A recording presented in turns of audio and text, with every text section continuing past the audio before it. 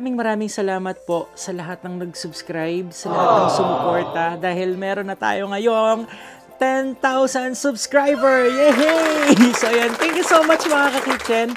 Ay wow, ang juicy. Tignan nyo oh. Ay, ang sarap.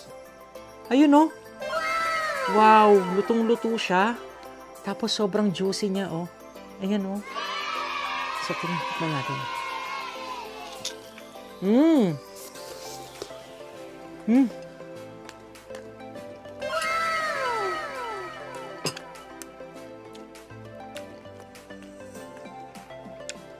Masarap. Parang nasa Pilipinas ako.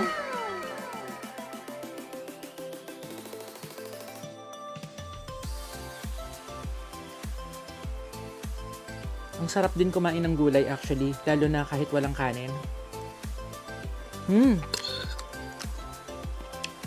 Naririnig yung crunchiness ng gulay.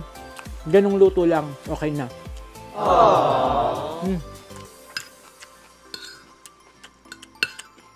Sarap. Tutuluyan ko na tong isang Thai part na to. Ayan oh. Ayun oh. Wow.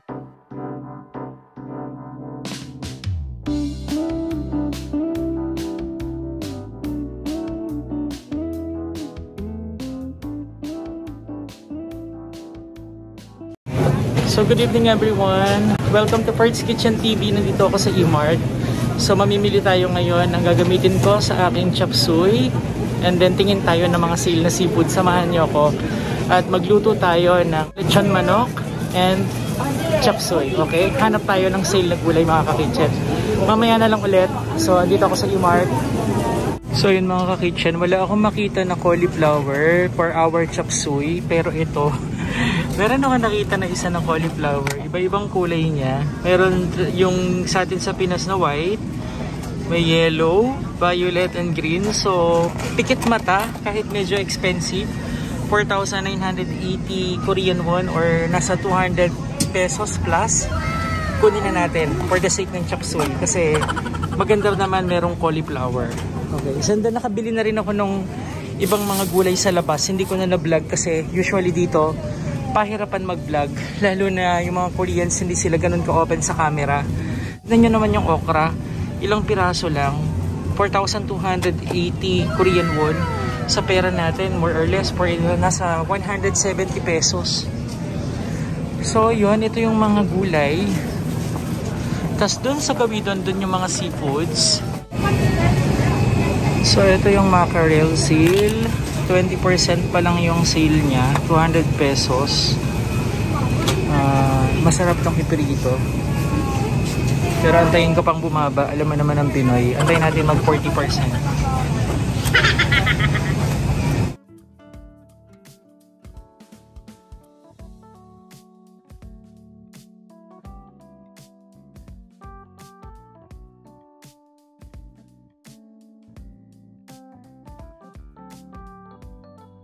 Mga ka-kitchen, narito na yung mga ingredients para sa ating Filipino style lechon manok.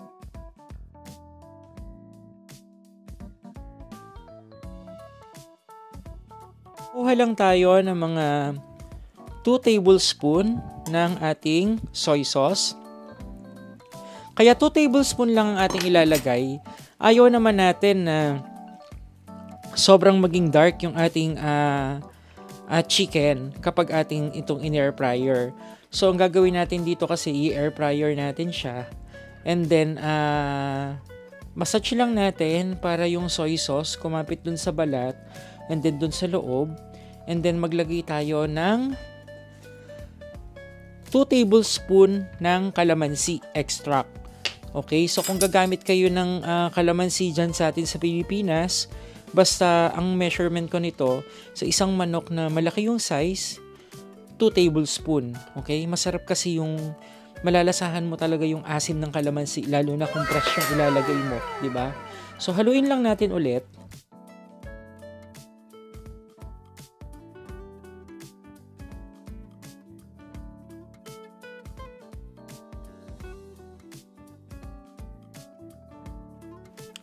maglagay tayo ng at least siguro 1 teaspoon ng salt. So, I'm using seasoning salt, sabi ko sa inyo.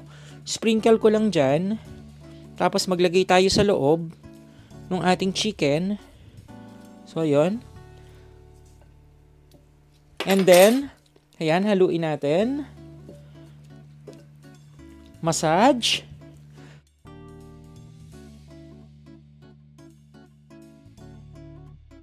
So, ayan, tusok-tusukin nyo lang para kapag minarinade, kumapit yung lasa doon sa loob ng laman. Actually, marination ng overnight, malasang-malasa na to. Kapit na yan, lalo na siguro kapag medyo tagalan nyo pa ng konti. Ayan. So, dito sa gagawing breast, dahil usually, pag sa ganito, yung breast yung matitira. Pero kapag ganitong marination, lalasa na yan. So, yun mga ka-kitchen, ganun lang kadali yung pagtitimpla ko nitong chicken. And baliktarin lang natin to early in the morning. So, siguro mga hapon ko pa to lulutuin sa air fryer. And then, baliktarin lang natin. And then, takpan natin ng cling wrap sa ibabaw. So, eto na ang pagmamarinade ko ng Filipino style lechon manok. So mga ka-kitchen, narito na ang mga ingredients sa ating special chop suey ng FKTV.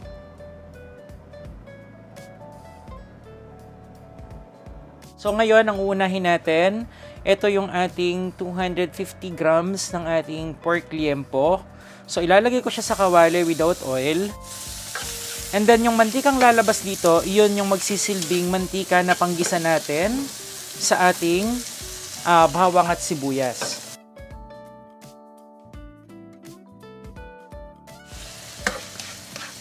So, ayan mga ka-kitchen, nagmamantika na yung ating pork liempo. And then, medyo iba-brown lang natin yung ating liempo. So, at this point mga ka-kitchen, ayan, nagmantika na siya ng tuluyan. And then, medyo brown na siya. Iset aside na natin yung ating liempo. Ilagay na natin yung ating 8 cloves ng garlic. Diba? Tipid tayo sa mantika. Mismong mantika ng ating liempo, yung ginamit natin sa paggigisa. So, medyo i-brown lang natin ng konti, pero wag sobra dahil iwasan nating pumait yung ating garlic. And then followed by 1 medium size ng onion na chinap ko lang. So, haluin natin. Itong chop suey na to, hindi tayo maglalagay ng soy sauce. Usually, yung iba naglalagay ng toyo. Instead of putting the toyo, maglalagay tayo ng, syempre, ang lagi kong kasama sa pagigisa, ang ating patis. Maglalagay tayo at least 1 tablespoon muna ng ating fish sauce. And then, syempre, pag kinulang, madaling magdagdag. Lagi kong sinasabi sa cooking, di bali ng kulang, wag lang sobra-sobra dahil mas mahirap magbawas, di ba? Parang sa buhay lang ng tao, wag laging sobra-sobra kasi pag sobra na, alam mo yon, know your limits. Wow. Mga hugot natin. Di ba? Ang bango ng gisado. And then, syempre, dahil nalagay na natin yung ating patis,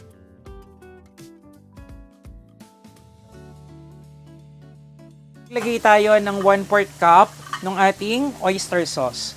So, wala tayong toyo, pero meron tayong oyster sauce. So, haluin lang natin.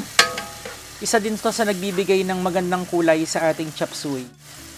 So, haluin lang natin yan. And then, syempre, uunahin natin yung gulay na medyo matagal maluto. So, ilagay natin yung ating carrots. Haluin natin. Sunod-sunod lang naman yan, di ba? Ayaw din naman natin na ma-overcook lahat ng ating mga gulay. Kaya as much as possible, di ba? Unahin natin tong carrot and then pag alam natin na medyo kaya nang mabite or makagat, isunod na natin yung ibang gulay. So, takpan lang muna natin. Balik tayo after 5 minutes. Na-preheat ko na tong air fryer natin and then ilalagay ko na yung ating chicken. So, ayan. Position lang natin dyan. So, tignan nyo, kasyang-kasya. Mamaya, lagyan natin siya nung sauce na pinagmarinida natin. And then, start lang natin, 180 degree. So, yan. And then, balik tayo mamaya. So, ayun, nakita nyo? Medyo nag-dark na siya ng konti. And then, at this point, yung mismong marinade natin, ipahid natin or i-brush natin sa ating chicken. Mamaya na natin siya ibaliktad. Medyo napilay kasi ito yung chicken. Ayan o. Napilay siya. Then, i-brush lang natin. Yan, sa may gawing tiyan. And then, maya-maya, babalik rin natin siya mga ka-kitchen. So, after 15 minutes, chinek ko siya. So, ito na yung result. And then, mamaya balik rin natin. Okay? After 5 minutes, i-check natin yung ating, ayan, yung ating carrots. At this time, maglagay na tayo ng ating ground black pepper. Ngayon naman, eto na. Marami nagtatanong, ano daw ba yung nagpapalapot sa ating chop suey? So, gumawa ko ng slurry. Ito yung tinatawag na slurry. Gumawa ko ng cornstarch na may tubig. Nagsisilbing pampalapot sa ating chop suey. Kasi mamaya, kapag inilagay natin siya ng huli, kakatas pa kasi yung mga gulay natin. So, ngayon, ilagay na natin siya. And then, isunod natin yung ating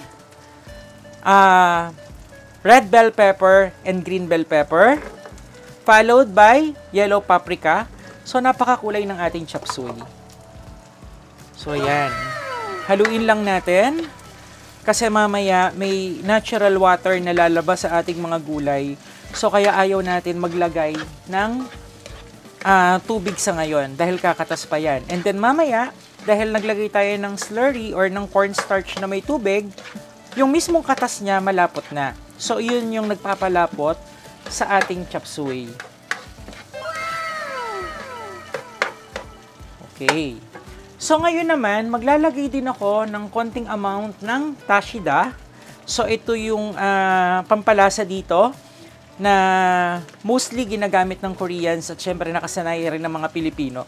Pero konti lang muna yung lalagay natin. Ayaw natin na medyo umalat yung ating chop suey. Sa Pilipinas, you can also use magic sarap or any pampalasa na gusto nyong ilagay. Takpan natin ng mga 3 minutes and then balikan natin. So, after 3 minutes mga ka-kitchen, ayaw natin na masyadong maluto yung ating gulay. Gusto natin medyo half cook lang at sabi nila, mas healthy ang gulay kapag hindi overcooked. Lalagay na natin yung ating cauliflower. So, meron din siyang broccoli. Tignan nyo, ito lang yung original cauliflower na meron tayo sa Pilipinas, lalo na sa Baguio. Diba? Ilang piraso lang yan. And then, merong yellow cauliflower. Natuwa ako. And then, may green. Tapos, white. And then, violet. Tapos, nilagyan din nila ng broccoli. So, napaka-healthy lalo nitong broccoli. So, diba?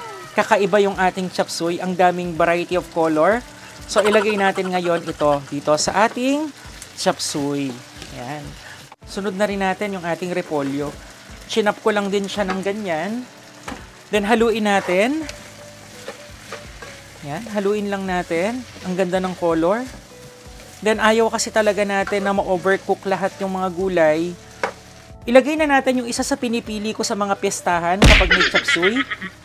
Yung quail egg. So, dito, madali lang kaming gumamit ng quail egg kasi isa to sa side dish ng mga Korean. So, may nabibili dito na ready to eat na nakababad siya na quail egg. So, eto, di ba? Ang bilis lang. So, mamaya magdadagdag pa tayo. Okay? So, haluin lang natin. Takpan lang natin mga 5 minutes and then balik tayo maya-maya. So, ito na yung ating colorful chop suey. Tignan nyo naman yung sauce. Diba? Yan yung ina-achieve natin na sauce. Yung malapot-lapot na sauce. So, magpapaka-healthy muna tayo mga ka-kitchen. At yung ating iba't ibang kulay ng broccoli. So, after 1 hour mga ka-kitchen, check natin yung ating chicken. Wow! Luto na siya. So, hanguin na natin. Ayan na, ang sarap.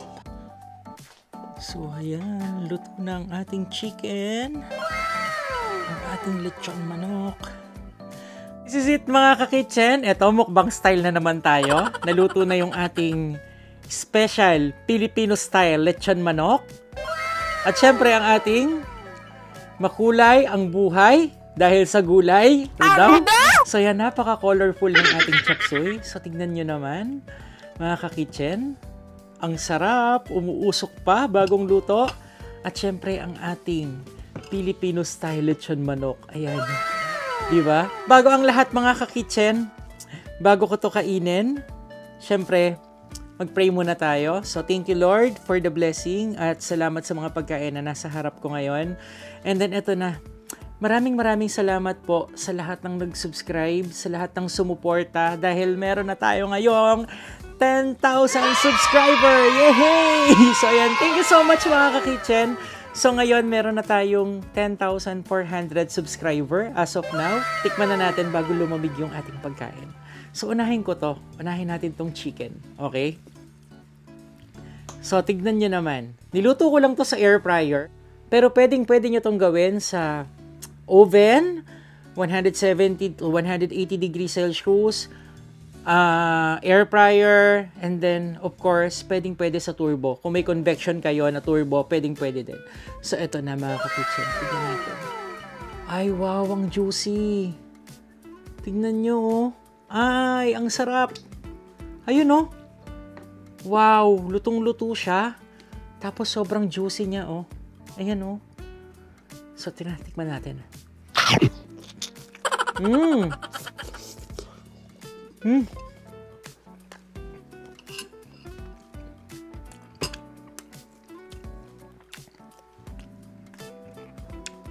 Masarap. Parang nasa Pilipinas ako. Yung lasa ng toyo na Pinas, syempre yung ginamit natin. Yung lasa ng kalamansi. Ay, yun lang na ingredients, ang sarap na. Ito naman yung ating chop suey. So, ito na.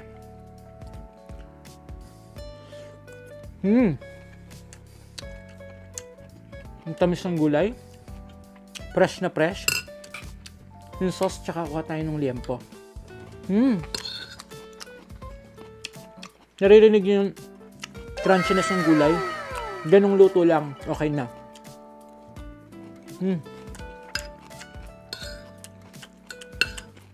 Sarap. Tutuluyan ko na tong isang Thai part na to. Kasi alam nyo, ito ang favorite ko sa chicken. Pero lately talagang puro breast yung kinain ko. Ayan o. Ayan o. Ayan o. Wow. Bago na tong gloves ko ha. Nagpalit ako gloves dahil talagang makakamay ko tong chicken. Sarap. Eto oh. Eto na naman ang makasalanan. Di ba? Ayan, makasalanan yan.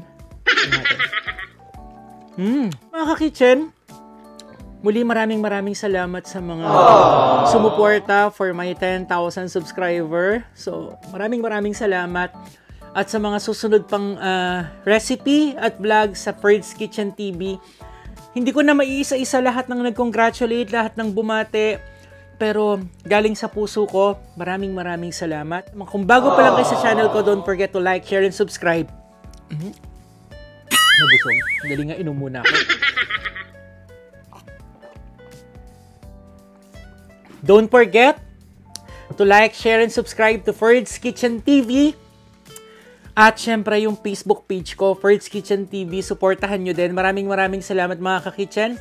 Sabi ko nga, kapag nagluluto ka, dapat masaya ka. Okay? So, bye mga ka-kitchen! See you sa susunod na recipe. Maraming salamat. Bye-bye!